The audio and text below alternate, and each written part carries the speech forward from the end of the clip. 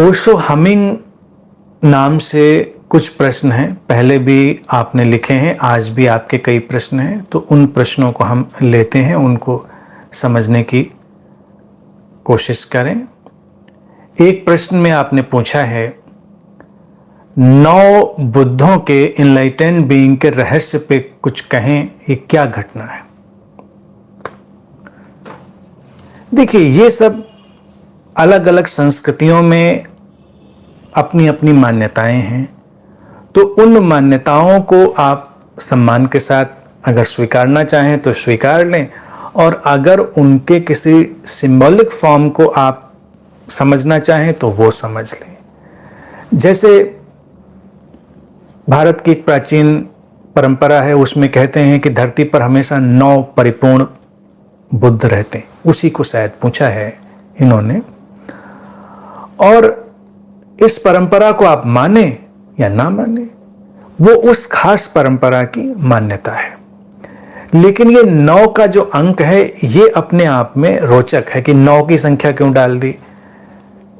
9 के अंक को एक परिपूर्ण अंक कहते हैं, एक कंप्लीट नंबर कहते हैं। इसीलिए जब ताओ ते चिंग पर मैं बोल रहा हूं तो इस पर भी विद्वानों ने चिंतन मनन किया था कि इसमें 81 चैप्टर ही क्यों दिए, 81 ही क्यों दिए, भाई 100 कर देते, या क्योंकि कुछ जो वर्सेज हैं वो लंबे लंबे हैं, उनको 2 में तोड़ा जा सकता है, लेकिन उनको 81 में फिट किया गया, 81 चैप्टर हैं।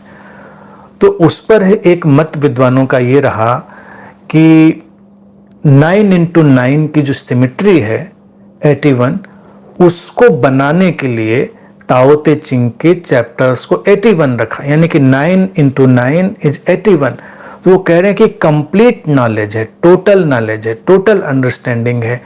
9 में कहते तो कम होता, तो उन्होंने उसको मल्टीप्लाई कर दिया, 9 into 9 कर दिया, 81 चैप्टर में उसको डाला। तो वो उसको कंप्लीट दिखाने के लिए, उसकी कंप्लीटनेस को बताने के लिए। इसी तरह से जैसे गीता में 18 अध्याय रख देंगे, तो वो एक इधर का ढंग था। अब 18 का क्या हुआ, 18 भी तो 9 हो गया, 8 और 1 9, यानी 9 into 2 करेंगे तो वो 18 हो गया। लेकिन 9 into 2 करने में फिर भी लगता है कि अभी कुछ बच सकता है, तो ज़्यादातर जब ऐसे फिगर्स बनाते हैं और कुछ सिंबल बनाते हैं तो 9 into 9 कर देते हैं। उसमें कुछ है नहीं कि ये ज़रूरी है या इतना ही होता है, इतना होना ही चाहिए।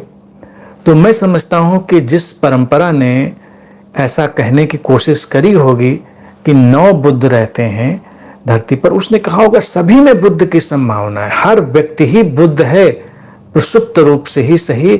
तो उसको आप 9 into 9 into 9 करते चले जाइए, यानी कि वो मल्टीप्लिकेशन कंप्लीटनेस में चलता जाएगा।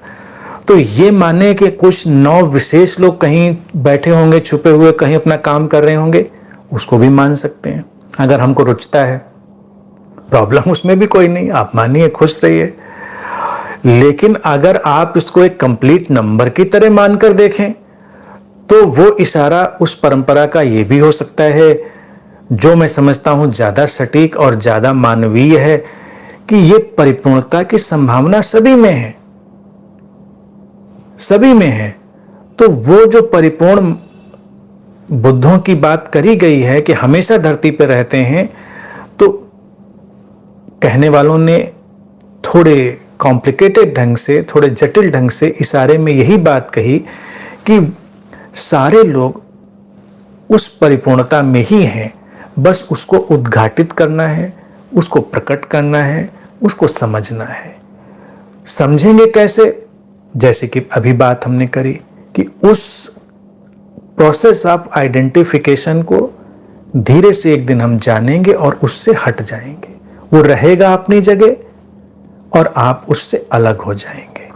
तो बस बात घट गई, आप उस बुद्धत्व में, उस एनलाइटनमेंट में, उस अवस्था में पहुंच गए। तो इसलिए इसको कहा गया होगा कि 9 लोग हमेशा रहते हैं, बाकी उनको ढूंढने नहीं निकलिएगा, क्योंकि वो कहीं मिलेंगे नहीं। मैं पूरी तरह से इस मत से सहमत हूं कि ये इशारा उस कंप्लीटनेस के लिए है जो सबके अंदर है, तो वो ज़्यादा मानवीय है और स्वीकारने योग्य है।